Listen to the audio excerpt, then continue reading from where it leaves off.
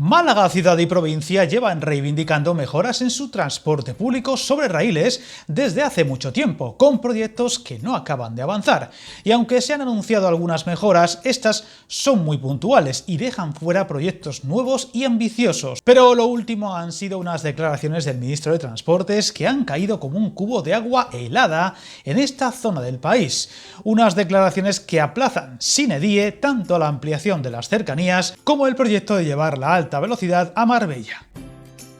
Llevamos unas cuantas semanas donde Óscar Puente parece estar echando el cierre a todos los proyectos que están sobre la mesa y necesitan un impulso para salir adelante. Y todo aquello que no esté en marcha o aprobado parecen caer en saco roto. Y entre ellos, lo último han sido las grandes necesidades de la provincia de Málaga, que ve como entre unos y otros, como se suele decir, la casa sigue sin barrerse y apenas se va a actuar para mejorar una movilidad cada vez más complicada. Y según Puente, ni el cercanías ni la alta velocidad serían viables, aduciendo por ejemplo los altos costes y su falta de competitividad.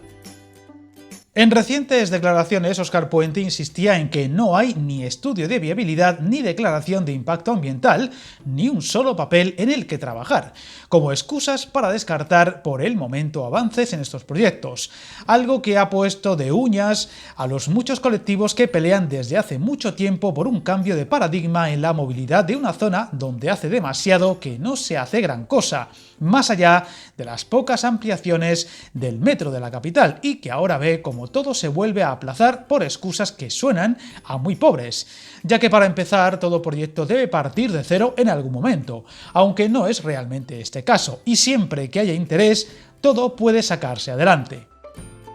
Viajar en tren nunca fue tan fácil. En trenes.com encuentra y reserva tus billetes de Renfe, Wigo, Irio y muchos otros países europeos. Vive experiencias únicas a bordo y recuerda, si vas sobre raíles, está en trenes.com.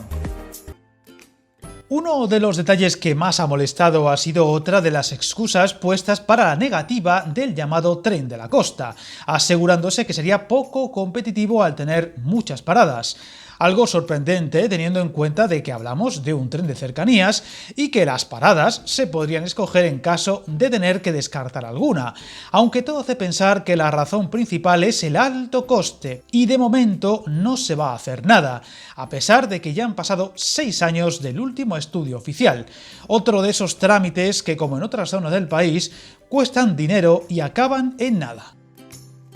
Entre las palabras textuales del ministro aseguraba que la opción de extender el trazado de la actual cercanías haría que el eje Marbella-Málaga sea nada competitivo si para en 20 sitios, con lo que ampliar las cercanías hasta Marbella con todas esas paradas supone que la gente haga lo mismo que ahora, que es coger el coche para ir a Málaga. La otra opción, llevar la alta velocidad a Marbella, también parece descartarse, ya que para el ministro los mayores problemas radicarían en los altos costes del trazado, así como la complejidad medioambiental de la zona.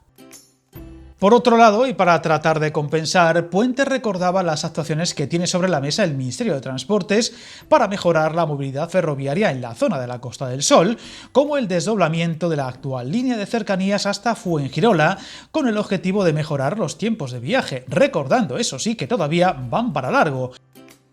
Recordemos que las reivindicaciones de la zona han ido a más en los últimos años, donde el tráfico rodado se hace cada vez más insostenible y las alternativas claramente insuficientes. Así nos lo contaron los responsables de la plataforma Infraestructuras Málaga en una entrevista donde además nos relataron con detalle sus propuestas para mejorar el transporte en toda la Costa del Sol, en una entrevista que debes ver si vives en la zona.